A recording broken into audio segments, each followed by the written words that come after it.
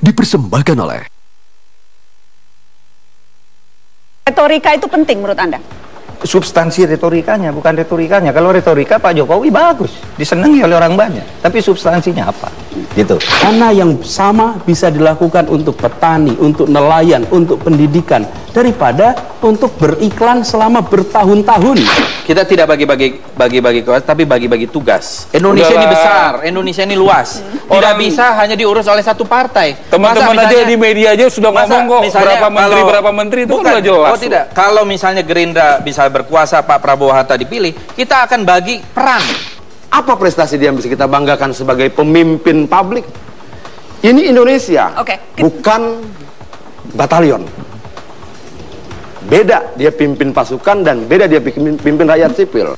Selamat malam, selamat datang di Mata Najwa. Saya Najwa Shihab, tuan rumah Mata Najwa. Indonesia akan segera memutuskan siapa yang akan duduk di tampuk kekuasaan. Kandidat hanya ada dua dan keduanya tak mungkin sempurna. Maka membedah kandidat jadi hal mutlak agar kekurangan dan kesalahan bisa dielak. Siapa yang ingin memimpin bangsa harus mau ditelaah dan diperiksa. Antara dua yang kini memberi janji, manakah yang lebih layak memimpin negeri? Inilah Mata Najwa. Jokowi atau Prabowo?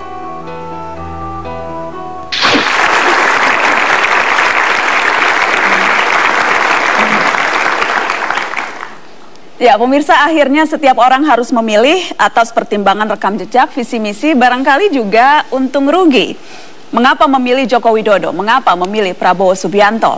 Mata Najwa mengundang dua tokoh yang sudah menjatuhkan pilihan masing-masing.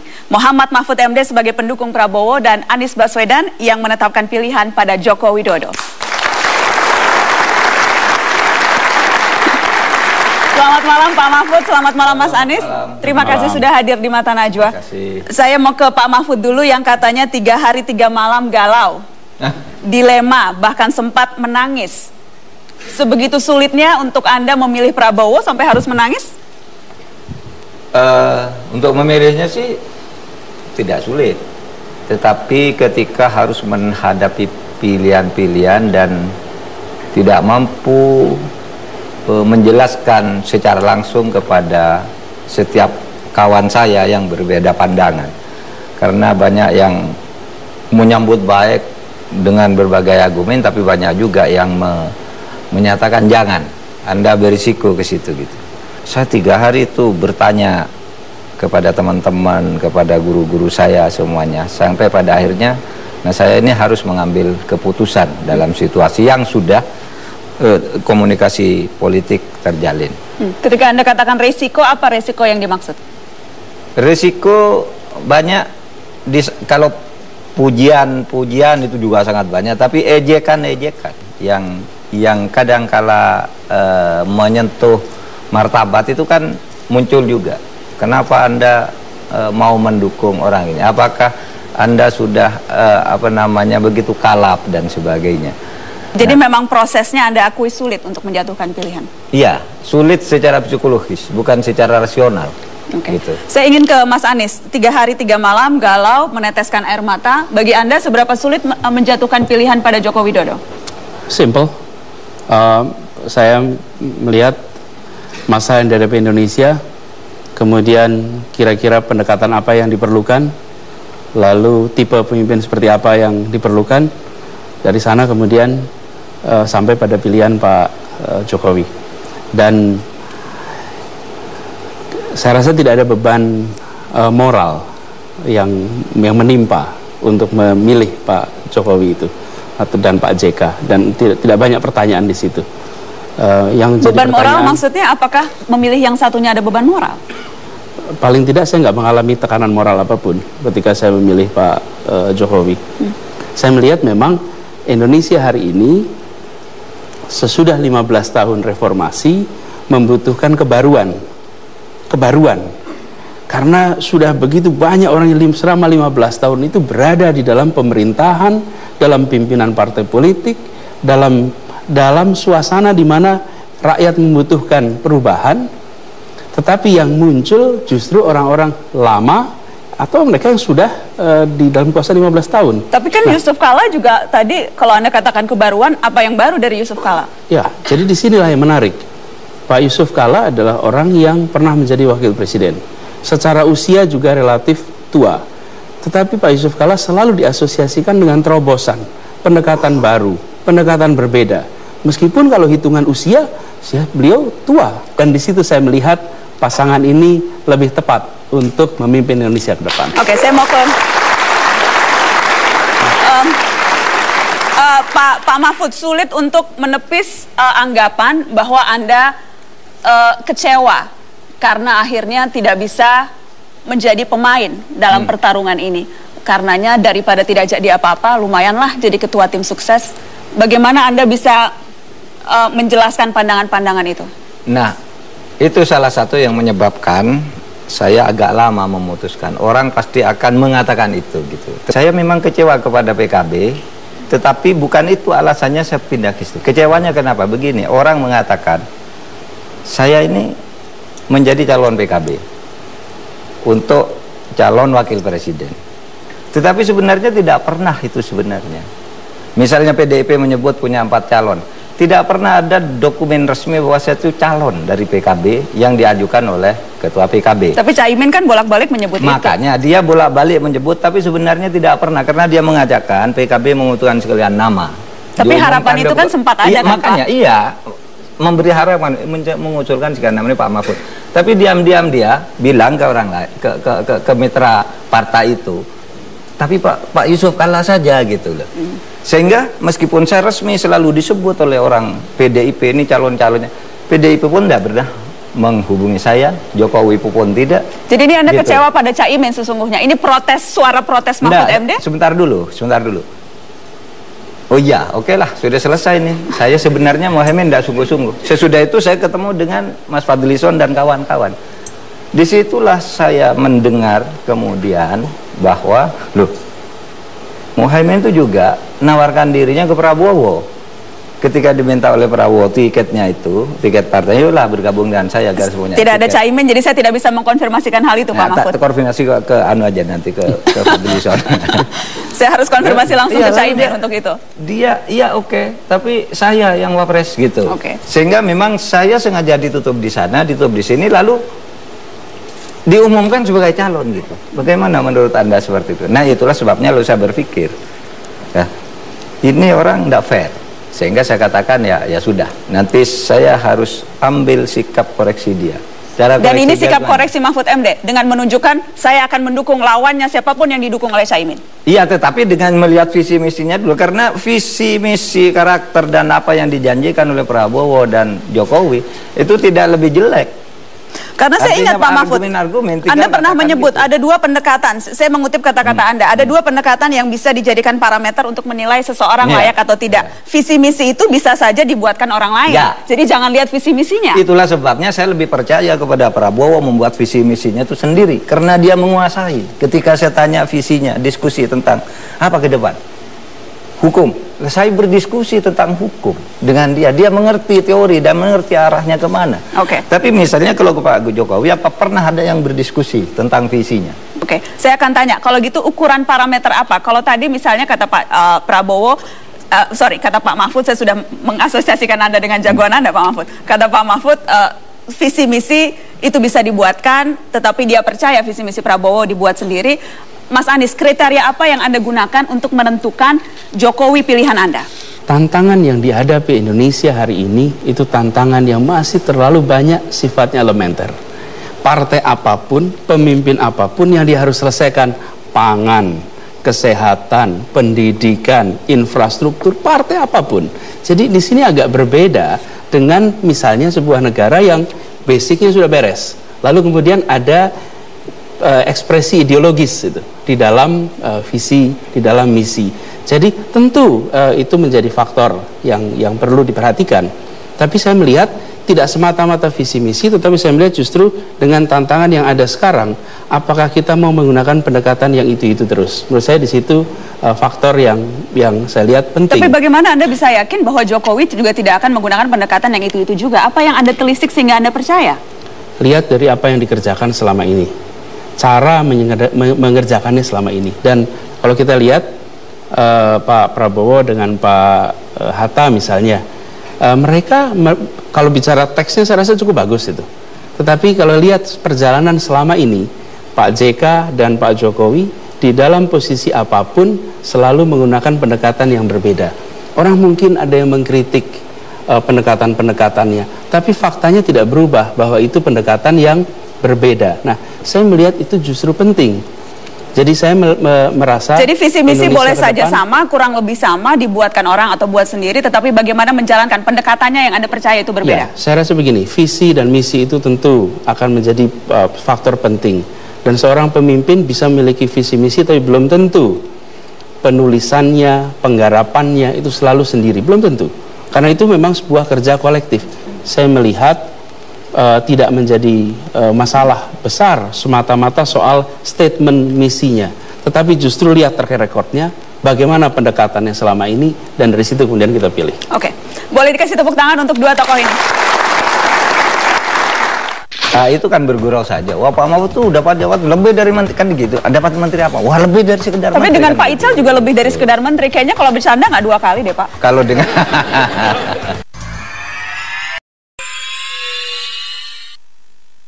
dipersembahkan oleh, didukung oleh,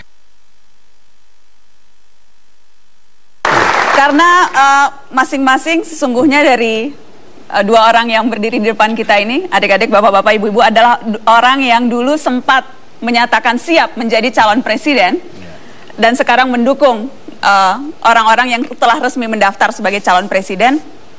Saya ingin tanya, seberapa Anda, Pak Mahfud, merasa bahwa Prabowo akan lebih siap mengukur dari persiapan yang Anda lakukan sendiri?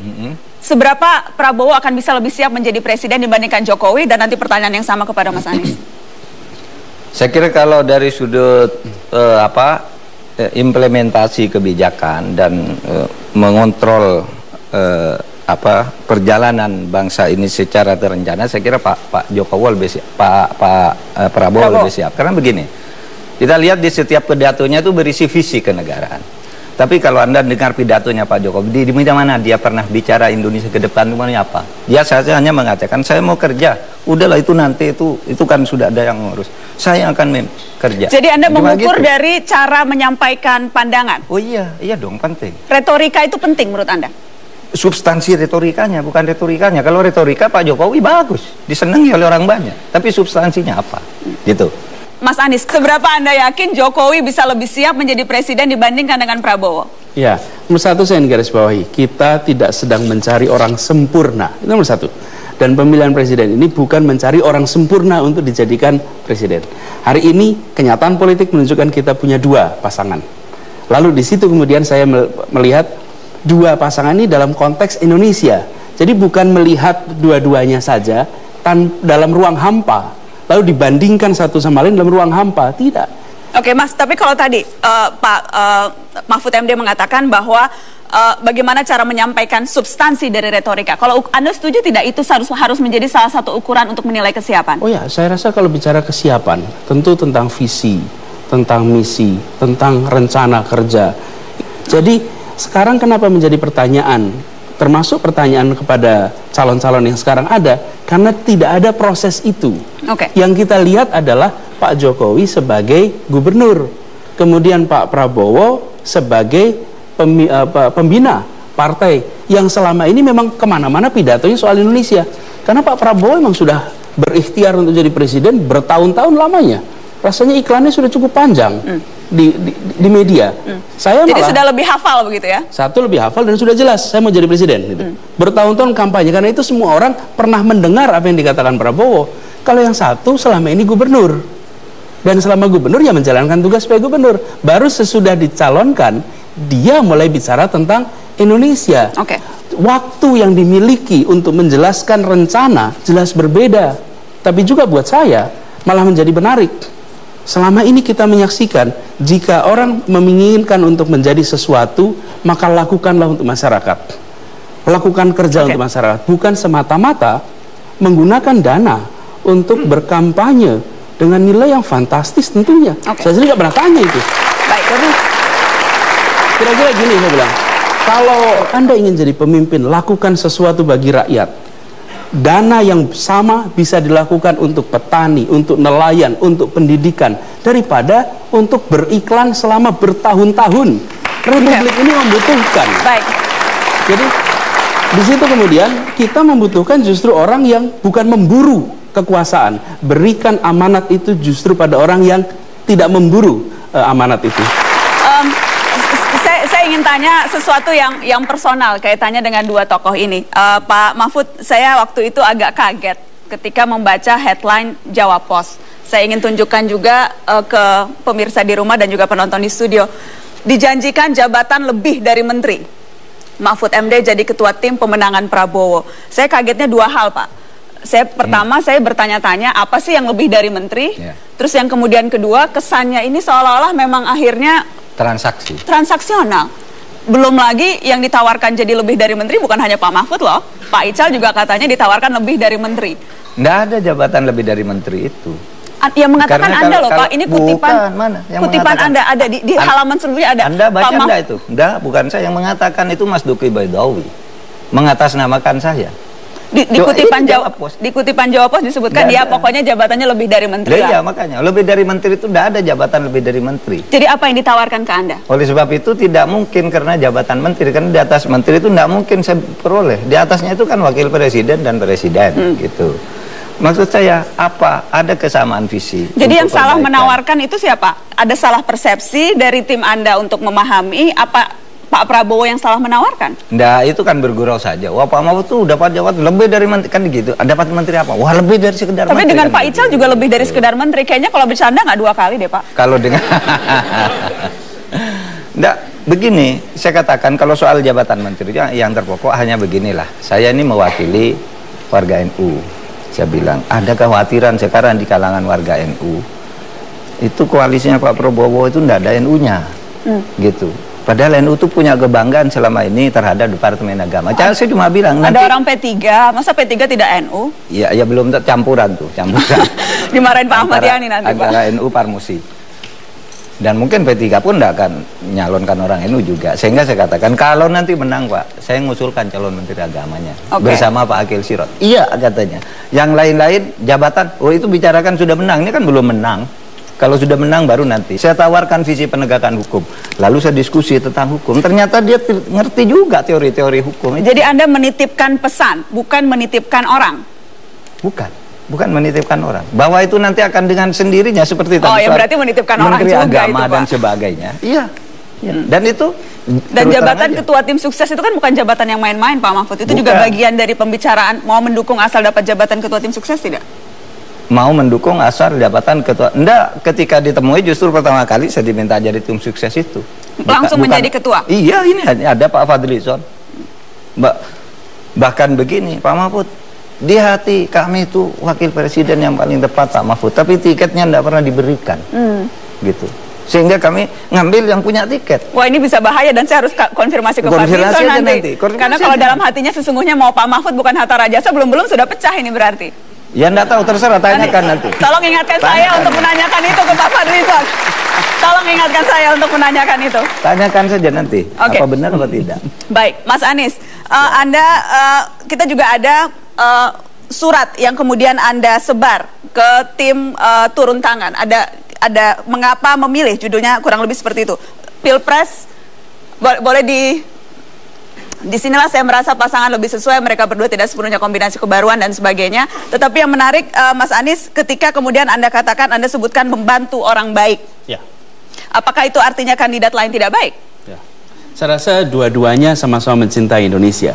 Mereka ingin melakukan sesuatu untuk Indonesia. Dan di sini saya selalu menggarisbawahi, jangan ambil posisi diam, mendiamkan. Lihat pileg kemarin. Mereka-mereka yang baik itu akan kalah jika orang-orang lain memilih untuk diam. Karena itu kita harus bantu. Nah, saya mendefinisikan orang baik itu tidak mudah. Tetapi paling sederhana katakan orang yang tak bermasalah, kompeten dan baru. Itu yang kemudian saya melihat dalam figur mereka ada. Tidak masalah maksud Anda? Ada hal yang dipertanyakan. Misalnya? Catatan masa lalunya, kemudian track record di pemerintahannya, dan itu kita semua tidak punya bukti lengkap tentang masalah-masalah, tapi ada potensi masalah yang sebenarnya harus dibereskan. Mas Anies, ketika kemudian Anda sekarang secara tegas menyatakan dukungan terhadap Joko Widodo, saya harus tanya sama dengan yang saya tanyakan kepada Pak Mahfud MD, apakah ini memang cara Anda untuk mengunci posisi tertentu supaya tidak ketinggalan ambil bagian di pemerintahan nanti? Ya, sebetulnya lebih aman berada di luar sama sekali, tidak usah membela salah satu, dan itu kemudian jaga hubungan baik dengan dua-duanya. Siapa tahu kalau salah satu dapat malah justru bisa mendekat, bukan? Tapi kalau kemudian kita lakukan itu, maka saya tidak konsisten. Karena saya selalu kemarin mengatakan bahwa mari kita terlibat, mari kita turun tangan, mari kita pilih. Dan ketika mengambil sebuah pilihan, tidak harus menjadi musuh. Berbeda itu tidak ada masalah. Lawan debat, teman berpikir. Lawan badminton adalah teman berolahraga. Jadi berbeda pandangan di sini bukan sesuatu yang luar biasa. Jadi saya melakukan ini sebagai kesadaran sebagai warga negara. Saya ambil sebuah pilihan yang saya tidak punya beban untuk menjelaskan, dan saya yakin bila saya sampaikan alasannya masuk akal dan insya Allah bisa dipahami oleh semuanya. Ternyata belakangan baru kita tahu di PAD di Solo itu ternyata menurun di era pemerintahan Pak Jokowi. Kalau nggak jadi wali kota terbaik di dunia. Nggak, itu kan karangan aja. Kalau itu kan karangan. Coba tanya warga Solo dan rakyat.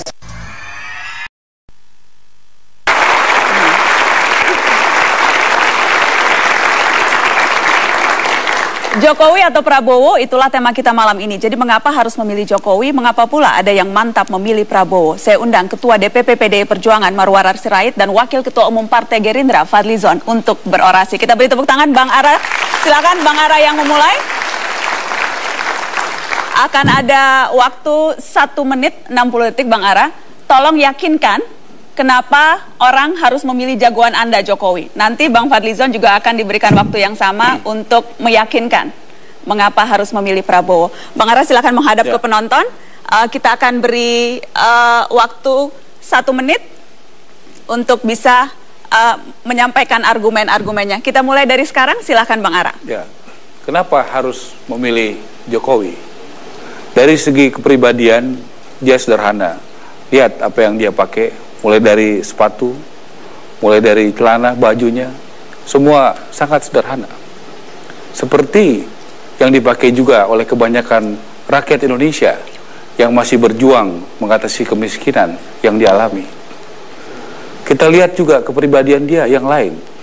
Dia begitu merakyat. Dia menyatu dengan rakyat. Dia tidak ada di depan rakyat atau di belakang membuat rakyat menghadapi masalahnya sendirian. Dia ada bersama rakyat pada saat masalah itu ada. Pada saat banjir dia tidak meninggalkan, dia hadapi. Dia tahu persoalan itu belum selesai, tetapi dia tidak tinggalkan masalah itu. Bicara berikutnya soal tegas. Dibuktikan bagaimana pada saat menjadi gubernur. Terima kasih Bang Ara. Apa? Sudah 1 menit.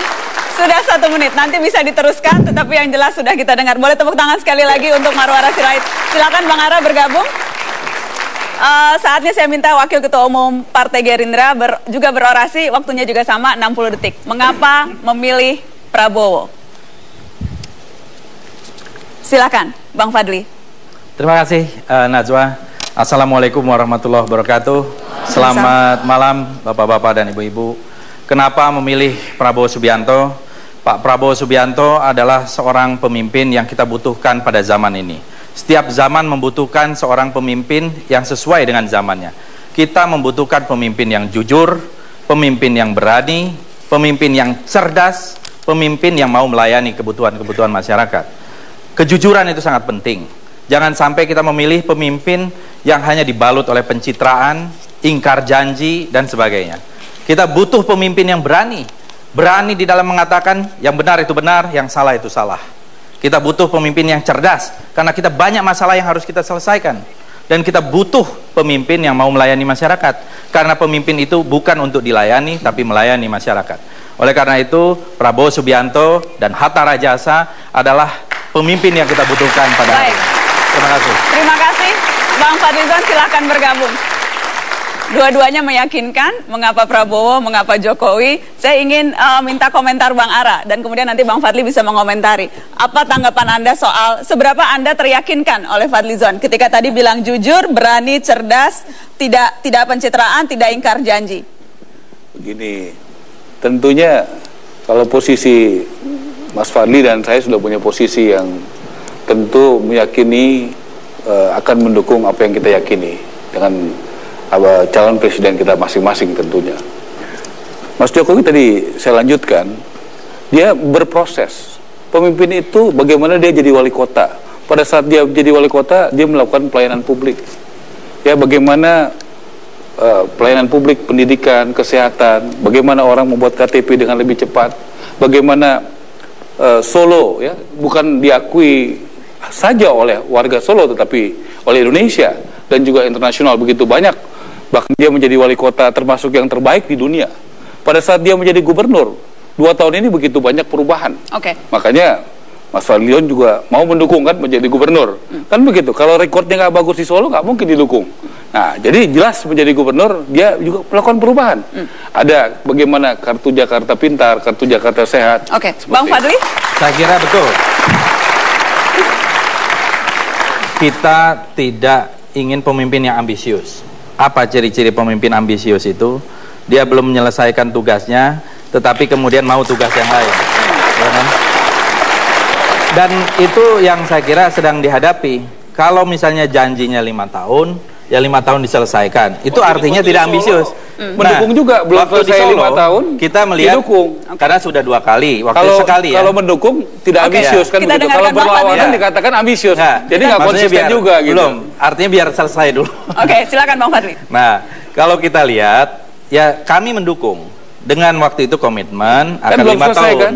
5 tahun. Di Solo belum selesai. 5 tahun. Di Solo tapi kan sudah pernah sekali. Terus kita menghadapi Jakarta. Jadi pada saat tertentu bisa dimaklumi, saat yang lain tidak. Masalahnya begini. Ada satu masalah. Ya. Masalahnya adalah kita membutuhkan ketika itu di Jakarta. Dan kita belum tahu banyak ya. Ternyata belakangan baru kita tahu di PAD di Solo itu ternyata menurun di era pemerintahan Pak Jokowi. Kalau nggak jadi wali kota terbaik di dunia. Nggak, itu kan karangan aja. Kalau itu kan karangan. Coba tanya warga Solo dan rakyat. Silakan. Oh, jelas itu. Tapi kalau kita lihat dalam hadiah mayor itu kan itu bukan satu institusi yang ini ya. Semua orang bisa. Saudara Ara ini bisa jadi anggota parlemen terhebat di Indonesia, bisa. Ada institusinya. Rakyat yang menilai.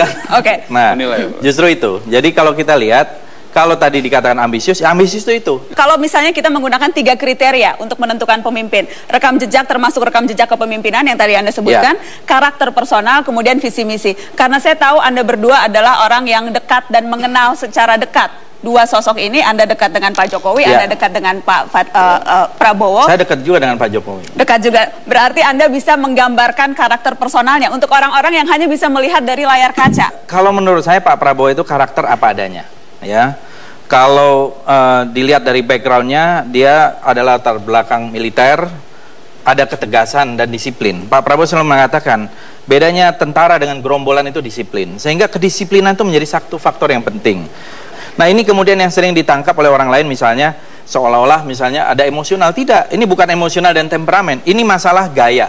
Bung Karno itu adalah juga seorang yang sangat temperamental dalam arti yang lain. Kalau marah Bung Karno itu Amerika kita setrika, Inggris kita linggis katanya gitu. Kalau Pak Prabowo marah gimana? Pak Prabowo masih pakai pantun gitu ya. Jadi saya ingin klarifikasi satu hal, kalau marah lempar handphone? Nggak pernah. Tidak pernah. Saya selama berkawan dengan Pak Prabowo ya sejak 20 tahun lebih ya. Waktu itu sama-sama kenalnya dengan saudara Anies Baswedan. Karena ada yang mengatakan itu terkonfirmasi lempar handphone. Tidak. Jadi saya tidak pernah misalnya marah atau apa, apalagi secara fisik tidak pernah. Menyentuh itu tidak pernah. Ya, tapi kalau kepada tentara memang aturannya lain. Supaya mereka tuh disiplin dan ada anak buah kadang-kadang yang... itu terbawa tidak Bang Fadli? Tidak. Sama sekali tidak. Saya ingin minta tanggapan dari Bung Ara soal tadi karakter yang digambarkan oleh Fadlizon soal Prabowo. Itukah juga Prabowo yang Anda kenal? Saya kenal Mas Prabowo waktu tahun 2009 kita bekerja sama ya, sama-sama dan berkomunikasi juga. Rakyat saya rasa dengan bantuan media sosial, media dan sebagainya, ini sudah begitu banyak terbuka dan tahu bagaimana kepribadian antara Mas Prabowo dan Mas Jokowi. Ada salah satu yang kemudian sempat disebut masuk dalam persepsi orang terhadap sosok Prabowo dan juga Jokowi. Saya akan sebutkan yang Prabowo dan nanti yang Jokowi. Disebutkan temperamental dan terkadang melakukan kekerasan. Anda sependapat dengan persepsi itu? Persepsi itu di publik jujur ada, ya, jujur artinya berkembang ya. Tapi benar apa tidak, tentunya kita serahkan kepada publik. Oke, tadi saya sebutkan persepsi orang, isu negatif terhadap Prabowo, isu negatif terhadap Jokowi yang saya ingin minta juga tanggapi adalah bahwa ia disebut capres boneka dan tunduk pada kepentingan asing. Jangan jawab dengan statement, dengan tindakan. Kalau enggak, waktu diberikan bantuan asing tapi ngatur-ngatur, harusnya dia terima. Tapi dia berani menolak. Saya rasa itu adalah sikap. Makanya Jokowi ini kan betul tidak banyak bicara, tidak jago pidato. Saya rasa rakyat hari ini tidak perlu pemimpin yang jago pidato berapi-api seperti itu. Dia butuh pemimpin yang bisa bersama rakyat menyelesaikan masalah bersama rakyat. Itu yang dibutuhkan rakyat. Saya sependapat ya. Rakyat itu membutuhkan pemimpin, memang kalau style boleh tidak lembut, boleh keras, boleh berapi-api, boleh lunak. Ya kita masing-masing juga beda-beda stylenya. Tetapi masalah visi, misi dan program itu seseorang itu wajib, apalagi pemimpin, dan artikulasi, karena dari pemikiran menjadi kata-kata, dari kata-kata menjadi tingkah laku menjadi habit, karakter, dan destiny gitu ya.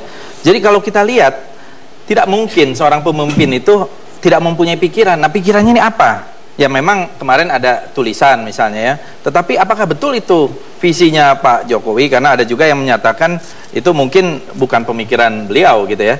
Tetapi kalau kita lihat, jadi harus nggak percaya pemikiran Pak Jokowi? Bukan, maksudnya soalnya ada tulisan yang sama pada hari yang sama ya, gitu dari Pak Beni Susetio. Nanti kan kita ada debat pada saat waktu itu, kita akan lihat lah pemikiran-pemikirannya. Nah, tetapi rakyat juga mesti tahu tindakannya. Ya, misalnya Pak Prabowo, apa yang sudah dilakukan untuk pemberdayaan ekonomi kerakyatan? Misalnya contoh seperti itu. Apa yang sudah dilakukan untuk pluralisme? Bagaimana? Kalau Pak Jokowi jelas bagaimana soal pluralisme, dia bisa mempertahankan Lurah Susan dengan profesionalisme. Bagaimana dia memilih orang di jabatannya? Bukan karena Lurah Susan, bukan karena agamanya apa, bukan karena sukunya apa, tetapi karena kinerjanya dan prestasinya. Itu pemimpin yang dibutuhkan Indonesia ke depan. Itu tegas. Bukan belum menjadi pejabat negara sejak beliau pensiun. Makanya nggak ada record gitu. Kalau bicara proses, Jokowi wali kota, adalah gubernur. mengembangkan civil society. Civil society itu di sektor pertanian, kita melakukan advokasi, kemudian sebagai ketua asosiasi pedagang pasar melakukan Indonesia juga advokasi. Sekarang menjadi pasar. Ya, kemudian juga menjadi ketua umum IPSI. Ya, dari buah, sayur semuanya import. Ya betul. Jadi apa yang dibuat itu yang melakukan adalah pemerintah, bukan siapa-siapa. Gitu. Jadi pemerintah yang melakukan import karena produksi kita kurang. Bagi-bagi kursi, bagi-bagi tidak ada. Ya, kita berbicara dengan P3, dengan PKS, sampai dengan Golkar. Percaya nggak bagi-bagi? Silakan tanya Pak Ahmad Yani. Tidak ada. Bahkan P3 mengatakan jangan tanya ini dong Pak Yani. Kalau misalnya kita membandingkan rekam jejak kepemimpinan, yang satu wali kota, kemudian wali kota 2 kali, kemudian gubernur, kalau yang satu di militer, jabatan terakhir Panglima Kostrat, sebelumnya dan Sesko Abri. Dan Sesko Abri sempat juga menjadi Danjen Kopassus. Ya.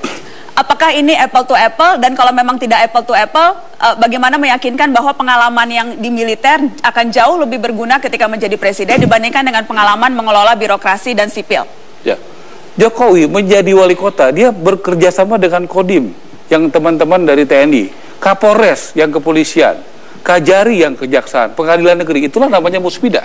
Begitu dia menjadi gubernur, dia bekerja sama dengan Pangdam, bekerja sama dengan TNI, bagaimana dia bergotong royong membersihkan sampah, membersihkan bekas-bekas daripada yang perlu diperbaiki. Anda membandingkan apa nih? Lebih heterogen begitu? Loh enggak, dia sudah teruji mampu bekerja sama di levelnya masing-masing. Pada saat dia jadi wali kota, pada saat dia menjadi gubernur, dia bisa bekerja sama dengan TNI Polri. Lihat hubungannya sangat baik. Bagaimana dengan masyarakat sipil, dengan birokrasi, dengan TNI Polri. Kalau ini saya contoh gitu. Kalau apple to apple mungkin menurut saya agak kurang tepat ya.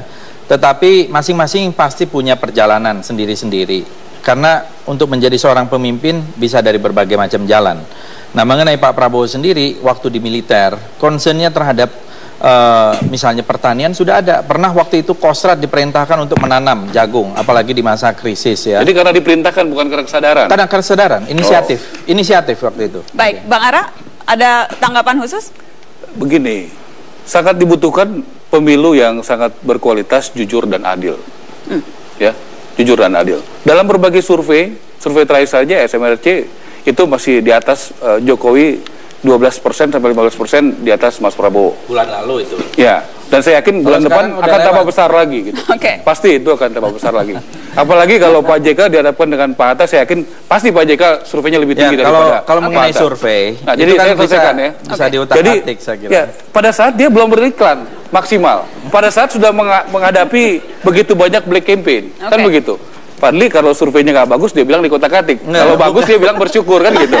Jadi ya ini jawabannya kan seperti itu. Ya itu jawaban standar politisi lah, jawabannya seperti itu. Kalau bagus dia bilang bersyukur, kalau kurang bagus kotak-atik. Ya politisi seperti itu. Lembaga surveinya marah-marah semua. Oke, kita kasih tepuk tangan dong untuk keduanya.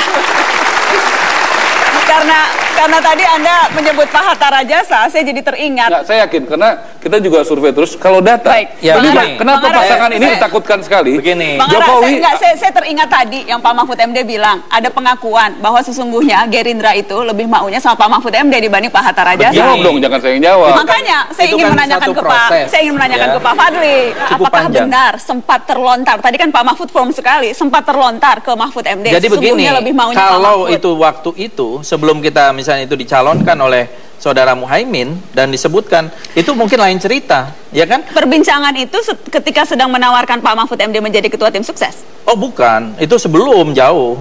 Maksudnya tuh tadi kesan yang saya tangkap dari Pak Mahfud adalah waktu perbincangan. Waktu perbincangan terus kemudian kata-kata terlontar lebih maunya sesungguhnya Mahfud MD. Maksudnya kalau itu dicalonkan oleh Pak Muhaimin itu bisa ya. Dan juga jadi Pak Hatta Rajasa kita sudah lama, sudah 2 tahun yang lalu kita komunikasi. Jadi ketika itu ungkapannya hanya sebagai bukan. Dua-duanya bagi kami adalah satu tokoh-tokoh yang kuat. Jadi hanya salah bicara saja. Bukan. Begini Saudara Najwa, kalau kita lihat realitas politik kita tuh perlu 20%. Dan tidak ada satu partai politik pun kan targetnya tenda besar 20%, makanya 40% semuanya masuk. Kemudian ya kita akhirnya berhasil kan apa yang saya sampaikan dulu tentang koalisi tenda besar ternyata menjadi kenyataan. Dan alhamdulillah kalau kita koalisi dengan rakyat kita tidak ada bagi-bagi menteri, tidak ada janji-janji. Kita juga tidak ada bagi-bagi menteri, tidak ada kita bagi-bagi punya pengalaman kursi. Bagaimana Setgap ini tersandra. Kan begitu banyak agenda-agenda, kita tahu begitu banyak 6 partai ada di DPR, ada di Setgap itu. Tetapi berbeda soal mafia pajak, berbeda soal senturi, berbeda. Ya, tapi soal kan tetap melakukan koalisi BBM, kan, walaupun tidak berani menyebut koalisi. Makanya kita memilih berkoalisi yang ramping. PDIP kan nggak ada koalisi. Loh, saya katakan tadi dengan rakyat. Kita yakin PD Perjuangan katanya itu loh. Coba ini kasih contoh aja ya. Di Jakarta. Kerjasama. Di Jakarta, contoh Jokowi dan Ahok, ya itu cuma 17% PD Perjuangan dan Gerindra. Bisa APBD jalan, kebijakan jalan karena juga sempat terlunta-lunta. Misalnya kita yakin kalau benar transparan rakyat pasti di belakang sama Jokowi. Nggak peduli jumlahnya berapa. Misalnya itu ada penundaan terhadap APBD. Partai politik memang mencari kekuasaan. Apa yang salah kalau sebuah partai politik menjanjikan bagi-bagi kekuasaan? Caranya dong. Kalau kita sudah bagaimana dengan berbagai macam partai. Caranya komunikasi politik wajar dong, saling nempel, saling menawarkan itu sangat wajar. Mau seperti yang terjadi sekarang ini di parlemen tidak efektif. Coba lihat teman-teman sekarang. Bagaimana juga sekarang sangat berhati-hati ya. Demokrat dalam posisi netral melihat posisi seperti sekarang. Saya pikir ini suatu hal yang realitas, kita belajar dari pengalaman ini. Saya pikir semua calon presiden akan belajar dari pengalaman ini. Kalau koalisi itu berdasarkan bagi-bagi kekuasaan, ya akhirnya terjadi itu yang Anda lihat terjadi pada Prabowo dan Gerindra? Kita tidak bagi-bagi kekuasaan, tapi bagi-bagi tugas. Indonesia ini besar, Indonesia ini luas.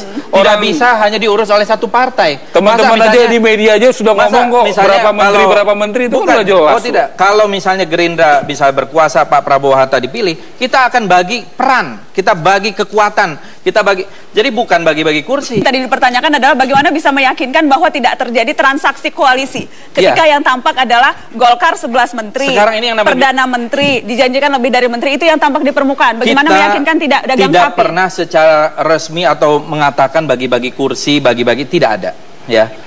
kita berbicara dengan P3, dengan PKS, sampai dengan Golkar. Percaya nggak bagi-bagi? Silakan tanya Pak Ahmad Yani. Tidak ada. Udah. Bahkan P3 mengatakan tanpa syarat. Jangan tanya ini dong. Sekarang saya tanya masyarakat bahwa di PDI tidak ada bagi-bagi kursi. PDI pasti enggak. Gitu. Kalau PDI Perjuangan bagi-bagi kursi, pasti banyak partai yang ikut dengan PDI Perjuangan. Itu pasti. Saya kira bukan itu. Percaya atau tidak?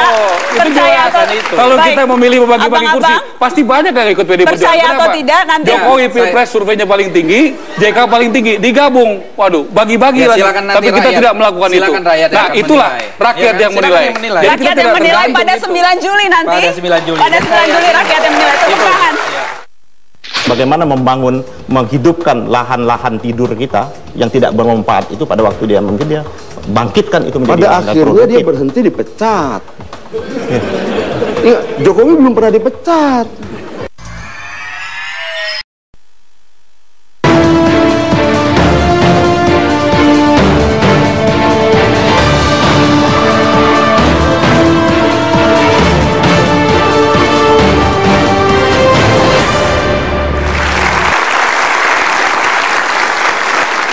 Pemirsa, masih ada beberapa pekan untuk berpikir dan menetapkan pilihan. Akankah Anda memilih Jokowi JK atau ke Prabowo Hatta?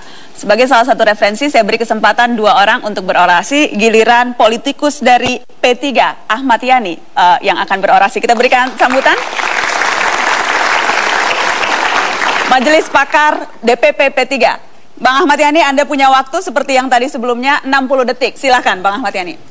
Bismillahirrahmanirrahim. Assalamualaikum warahmatullahi wabarakatuh. Salam. Saudara-saudara sebangsa dan setanah air, ada beberapa hal yang ingin kita kemukakan pada kali ini. Sebagaimana tadi telah dikemukakan oleh panelis yang pertama, baik itu Pak Mahfud maupun Mas Anies Baswedan, ada persoalan-persoalan besar yang dihadapi bangsa Indonesia hari ini dan ke depan. Dan oleh karenanya, kita membutuhkan figur pemimpin yang punya gagasan, ide-ide besar. Kita butuh pemimpin yang punya ambisi, bukan ambisius. Yang kita butuhkan adalah pemimpin yang tegas, pemimpin yang jujur, pemimpin yang apa adanya, bukan pemimpin yang tidak genuine, pemimpin yang dipoles, pemimpin yang dibuat sedemikian rupa dengan pencitraan-pencitraan yang tidak sesuai dengan yang sesungguhnya. Oleh karena itu, Indonesia ke depan adalah membutuhkan pemimpin yang berani menegakkan. Baik. Terima kasih Bang Ahmad Yani. Silahkan duduk di samping sini sambil saya memberikan kesempatan kepada Adian Napitupulu, caleg terpilih dari PDI Perjuangan Dapil Jawa Barat 5. Silahkan Bung Adian Napitupulu, politikus PDI Perjuangan. Waktu Anda juga 60 detik, 1 menit. Mengapa memilih Jokowi? Ya, silahkan Bang. Ya, Jokowi itu jawaban dari harapan-harapan kita yang sudah capek dan kekerasan, capek dengan penculikan, intimidasi, ancaman dan sebagainya. Jokowi adalah jawaban dari penantian kita sekian lama selama 16 tahun yang sudah letih menanti tentang lahirnya seorang pemimpin baru yang memang akan mampu membuat Indonesia menjadi baru. Bukan Indonesia baru dan pemimpin yang lama tentunya. Jokowi adalah jawaban dari semua persoalan. Dia berbicara tentang nasionalisme, dia menghargai perbedaan, dia melihat perbedaan tidak sebagai lawan, tapi sebagai kekayaan bagi bangsa ini. Satu hal yang saya pelajari dari Jokowi adalah dia ingin membangun Indonesia seperti taman bunga. Ada warna merah, ada warna kuning, ada warna putih, dan semua hidup berdampingan tanpa menggunakan kekerasan satu dan yang lain. Jokowi adalah jawaban dari semua mimpi-mimpi kita. Jokowi adalah karunia yang harus kita perjuangkan, dan yang pasti kalau Jokowi presiden. Sudah selesai Bang Adian. Terima kasih. Kita bisa lanjutkan perbincangannya di meja. Apakah Anda ada tanggapan khusus ketika tadi disebutkan bahwa rekam jejak masa lalu itu yang mungkin akan bisa mempengaruhi persepsi orang terhadap Prabowo? Saya kira tidak ada menjadi beban persoalan masa lalu Pak Prabowo atau Mas Prabowo sudah clear dan sudah selesai, ya kan? Kan ini kan selalu dikaitkan menjadi isu 5 tahunan sekali. Pada waktu berpasangan Ibu Megawati dengan Pak Prabowo kan isu tentang pelanggaran HAM kan tidak terungkit, tidak terangkat. Kok sekarang mulai diangkat persoalan seperti itu? Pak Prabowo sudah menjalani proses yang ada, ya kan? Kalau diangkat isu tentang peristiwa Mei, peristiwa penculikan, sudah melalui tahapan-tahapan proses, ya kan? Sudah diadili melalui Dewan Kehormatan Majelis Tinggi Militer, sudah prosesnya sudah ada, yang sudah penculikannya sudah dilakukan, sudah proses hukum yang sudah clear seperti itu. Nah, kenapa proses Pak Prabowo itu clear? Itulah menyebabkan menurut pandangan saya Ibu Megawati mengambil Pak Prabowo menjadi pasangannya pada periode yang sebelumnya. Mengapa itu harus terus menjadi persoalan ketika sebelumnya toh PDI Perjuangan juga sudah mengambil Prabowo sebagai wakil? Yang menjadikan itu persoalan kan sebenarnya bukan partai, tapi negara. Negara menyampaikan bahwa Prabowo terindikasi dalam beberapa peristiwa pelanggaran HAM. Negara yang saya maksudkan adalah Komnas HAM. Itu bukan pernyataan partai politik, bukan pernyataan NGO, itu pernyataan Komnas HAM. Komnas HAM itu lembaga negara yang dibiayai oleh negara. Jadi kalau misalnya kemudian sampai hari ini misalnya Komnas HAM menyampaikan pernyataan bahwa Prabowo itu musuh bagi umat manusia, itu bukan pernyataan adian. Itu bukan pernyataan PDI Perjuangan. Sekali lagi, itu pernyataan salah satu lembaga negara yang dibiayai dari pajak rakyat. Ada hal yang berbeda antara berpikir besar, bertindak besar, dan bicara besar. Menurut saya, Jokowi berpikir besar dan dia bertindak besar. Yang lain bicaranya saja yang besar, tindakannya kita belum tahu. Joko Widodo dan Prabowo Subianto merupakan dua orang capres yang akan melaju di Pilpres 9 Juli mendatang dan resmi sudah mendaftar di KPU. Rekam jejak dan juga sepak terjang mereka sudah banyak diberitakan di media-media. Namun seperti apakah penilaian dari kalangan masyarakat sendiri terhadap kedua nama ini? Tentunya akan beraneka ragam. Reformatif, fenomenal, sederhana ya, belusukan, bagus, kalem, menuju kotak-kotak, belusukan, tegas, berani, kontroversial gitu, tegas, paham, handsome, macan. Kita bicara soal rekam jejak, bagaimana perjalanan masa lalu. Apakah itu menjadi kriteria yang penting atau tidak ketika kemudian Anda memutuskan untuk mendukung Prabowo? Seberapa itu penting? Bagi P3 itu adalah yang paling penting kalau kita melihat bahwa Pak Prabowo ini punya gagasan-gagasan besar. Pemimpin itu tidak cukup dia pergi ke sana kemari. Ya kan? Soekarno punya gagasan dan ide-ide besar. Bung Hatta punya gagasan dan ide-ide besar. Muhammad Nasir punya gagasan dan ide besar. Pemimpin dunia itu punya gagasan dan ide besar. Kalau kita lihat Ahmadinejad punya gagasan dan ide besar. Putin punya gagasan dan ide besar. Bagaimana menegakkan negara dan kedaulatan negara. Dan itu kami melihat bahwa ada pada Prabowo. Kita lihat visi dan misinya. Tegas ingin menjaga harkat dan martabat dan kedaulatan. Baik kedaulatan pangan, kedaulatan energi, ya kan, kedaulatan lain. Jadi itu menjadi jauh lebih penting dibandingkan pertanyaan dan keraguan orang terhadap rekam jejak perjalanan HAM dan sebagainya. Itu jauh lebih penting. Menurut Anda, gagasan-gagasan tadi dimiliki juga tidak oleh Jokowi? Semua penting. Tindakan adalah manifestasi dari pikiran. Ada hal yang berbeda antara berpikir besar, bertindak besar, dan bicara besar. Menurut saya, Jokowi berpikir besar dan dia bertindak besar. Yang lain bicaranya saja yang besar, tindakannya kita belum tahu. Nah, kenapa?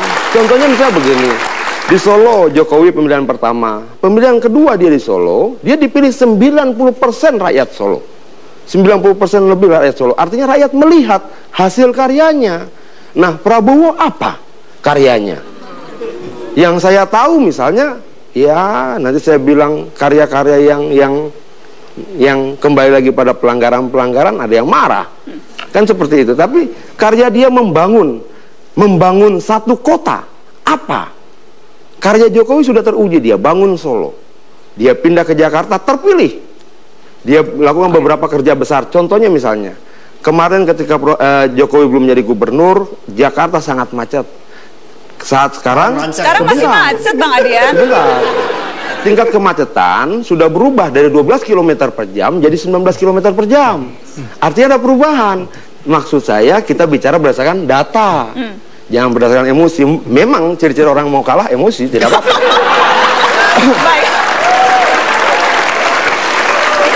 Saya akan potong di situ karena saya ingin lempar ke Bang Ahmad Yani. Kalau tadi dikatakan Jokowi sudah membuktikan karena membangun kota. Apa pembuktian dari Prabowo? Saya kira jelas trik record Pak Prabowo dan dia memang belum pernah memegang jabatan yang sifat sipil seperti itu. Dalam kemiliteran jelas bagaimana membangun sebuah institusi militer dan gagasan-gagasan dia pada waktu dia masih di dinas kemiliteran. Nah, tapi saya ingin... Adakah yang bisa spesifik disebut apa yang tadi sudah disebutkan pada waktu dia bagaimana menghidupkan lahan-lahan tidur kita yang tidak bermanfaat itu pada waktu dia mungkin dia bangkitkan itu menjadi pada akhirnya dia berhenti dipecat. Ya, Jokowi belum pernah dipecat. Prabowo sudah. Nah, itu kan jadi alat ukur kita. Bagaimana? Ya, saya kira itu proses mekanisme yang ada. Proses mekanisme ada, kita mau tanya seperti ini. Tak kala terjadi penembakan, ya kan kemarin di Gerobokan kemarin itu yang dilakukan oleh oknum-oknum Kopassus, apakah diminta pertanggungjawaban kepada Densus seperti itu? Dia sudah melakukan, itulah jiwa besarnya Pak Prabowo, dia mengambil tanggung jawab itu dalam konteks dia sebagai komandan. Tapi kan dia belum ada fakta hukum, itu kelebihan. Dia belum ada fakta hukum yang ada yang menyatakan hari ini fakta hukum, keputusan hukum menyatakan Pak Prabowo terlibat seperti itu. Bung Adian? Loh, pemecatan itu sebuah fakta hukum dalam proses pengadilan tinggi militer. Kan jelas. Nah, kita bandingkanlah satu sisi gini. Orang bilang Jokowi tinggalkan Jakarta, tidak pernah Jokowi ingin tinggalkan Jakarta. Dia ingin tetap menjaga, membangun Jakarta, tidak dari balai kota, tapi dari istana negara. Nah, artinya bahwa prestasi-prestasi itu tidak bisa dipungkiri. Kalau dikatakan Sulu pembangunan, kita nggak melihat juga bahwa Sulu, tadi kan saya ingin menyatakan, katakan ada prestasi, saya tidak melihat bahwa pembangunan Sulu itu betul-betul cukup. Tingkat dari PAD, tingkat APBD semakin menurun kalau kita mau lacak data-data statistik. Kalau kita mau lihat Jakarta, apa yang dilakukan, janji-janji apa yang sudah ditepati hari ini, ya kan? Banjir masih terjadi di mana, kemacetan semakin macet hari ini, ya kan? Kalau dulu kemacetan itu menurut saya semakin macet. Orang yang tidak tadi punya datanya akal, 19 km. orang yang tidak punya akal sehat saja yang menyatakan Jakarta tidak macet seperti ini. Pakai data.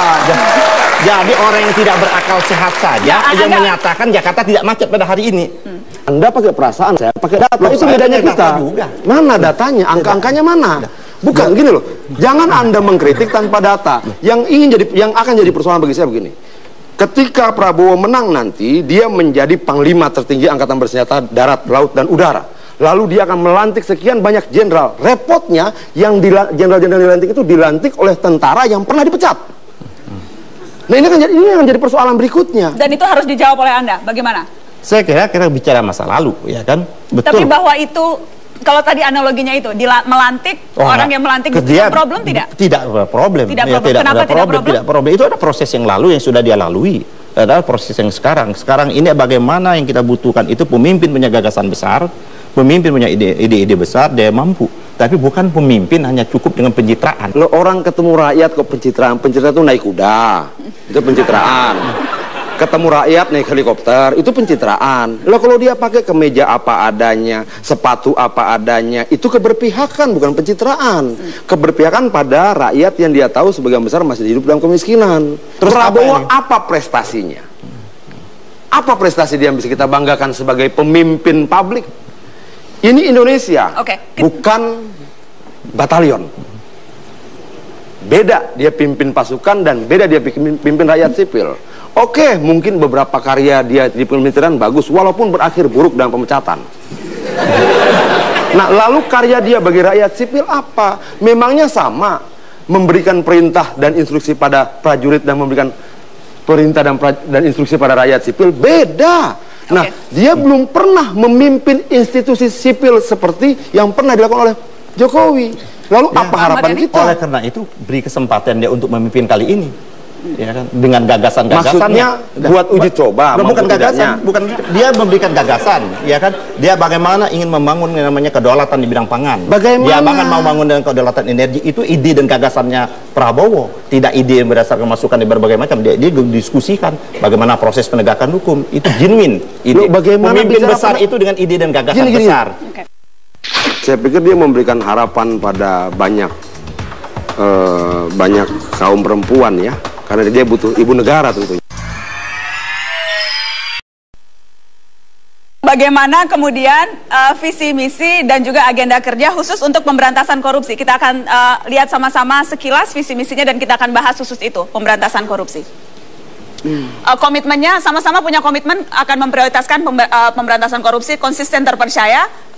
Kalau agenda kerja Pak Prabowo Anda bisa baca, mencegah pemberantasan korupsi, kolusi dan nepotisme. Spesifik tentang KPK, KPK harus dijaga sebagai lembaga independen yang bebas dari pengaruh kekuatan politik. Itu kata Jokowi JK. Kata Prabowo Hatta memperkuat peranan KPK dengan menambah tenaga penyidik dan fasilitas penyelidikan. Di atas kertas, komitmen terhadap pemberantasan korupsi maupun komitmen terhadap penguatan institusi KPK itu sama. Apa bedanya? Nih, yang di poin ini jelas. Kami akan mencegah dan memberantas korupsi, kolusi, nepotisme. Inilah kenapa gerakan 98 adalah ingin betul memberantas yang namanya kolusi dan nepotisme. Ya kan, ini satu rangkaian. Boleh kasih tepuk tangan Pak Ahmad Yani. Bung Adian, Anda melihat ada pembeda atau hanya gramatikal atau memang tidak ada kolusi, karena tidak ada kolusi dan nepotisme maka itu bukan hal yang penting untuk Jokowi JK? Sebenarnya semuanya penting, tapi yang terpenting bukan apa yang tertulis, tapi bagaimana tindakannya. Misalnya begini, tanggal 16 Mei kemarin habis-habisan lah Prabowo memuji Surya Dharma Ali. Kemarin ditangkap Surya Dharma Alinya. Nah, dia bilang harus dicontoh bagaimana Surya Dharma Ali mengelola mekanisme haji kita. Kemarin malam menjadi tersangka. Nah, maksudnya artinya bahwa inilah kelebihan Jokowi. Dia tambahkan konsisten dan terpercaya. Itu yang tidak ada di sebelah. Artinya bahwa tanggal 16 dia bicara seperti itu, 10 hari kemudian apa yang dianggap, yang dia anjurkan pada rakyat untuk jadi contoh, justru jadi tersangka pidana korupsi. Oke. Karena itu Anda sudah menyebut SDA dan itu adalah ketua umum partainya Pak Ahmad Yani, Anda harus komentar. Saya kira terlalu prematur, ya kan? Oleh karena itu kami P3 sangat bukan. Anda menyatakan sebenarnya ini adalah proses hukum lagi sedang berjalan, ya kan? Kita hormati, kita dukung. Saya ingin menutup dengan ton yang lebih positif. Saya ingin masing-masing dari Anda. Saya sempat mengajukan pertanyaan ini ketika memandu debat Gubernur Jakarta putaran kedua antara Jokowi melawan Foke. Pertanyaannya sederhana, apa hal yang positif dari lawan Anda? Jadi saya minta menutup dengan ton yang positif. Apa yang positif dari Pak Prabowo menurut Adian? Apa yang positif dari Jokowi menurut Ahmad Yani? Yang positif bahwa PDIP, ya kan, telah mencalonkan Pak Jokowi sebagai capres. Tentunya dengan pertimbangan-pertimbangan tertentu, ya seperti itu. Ya nanti biarkan rakyatlah memberikan penilaian akhir. Ya, kita memberikan apresiasi, ya kan. Kita mengalami kesulitan juga kalau tidak ada Pak Jokowi, ya kan. Nggak mungkin Pak Prabowo bertanding sendiri. Ya, kan, jadi yang positif dari Jokowi apa? Ya, saya kira PDIP telah menetapkan itu dan kan PDIP-nya, dari Jokowinya? Ya itu saya mau kemukakan tadi. Ya. Tidak ada yang positif dari Jokowi? Ada pasti, manusia itu pasti ada plus minus. Ya itu apa? Saya kemukakan ya, Pak Jokowi kan hobinya belusukan, ya kan. Cuman saya bayangkan kalau dia jadi presiden Indonesia, apakah selesai 5 tahun dia belusukan ke seluruh Indonesia? Ini diminta positif malah ngeritik juga. Baik. Positif itu kan? Itu positif ya. Tepuk tangan dong untuk positif versi Ahmad Yani. Dari Adian, apa yang positif dari capresnya Pak Ahmad Yani? Apa yang positif dari Prabowo? Ya, dia pengurus kuda yang baik. Dan saya pikir apa yang lebih dari itu? Tadi dikatakan hobi belusukan. Ada dong yang bagus. Selain pengurus kuda yang baik? Hal yang lain ya, saya pikir dia memberikan harapan pada banyak kaum perempuan ya. Karena dia butuh ibu negara tentunya. Oke, baik. Terima kasih sudah hadir di Mata Najwa malam hari ini. Terima kasih kepada semua sudah hadir. Selamat malam Bung Adian. Terima kasih. Terima kasih.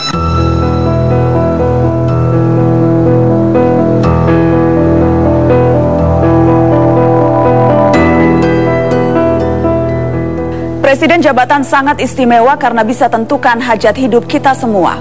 Jangan sampai kita salah pilih karena nasib kita bisa saja tersisih. Rekam jejak menjadi penting agar harkat istana tak tercoreng tuduhan miring. Masa lalu tak patut ditutupi agar kewibawaan kelak tak terkebiri. Tapi presiden dipilih untuk kini dan masa depan, bukan untuk digerogoti masa silam.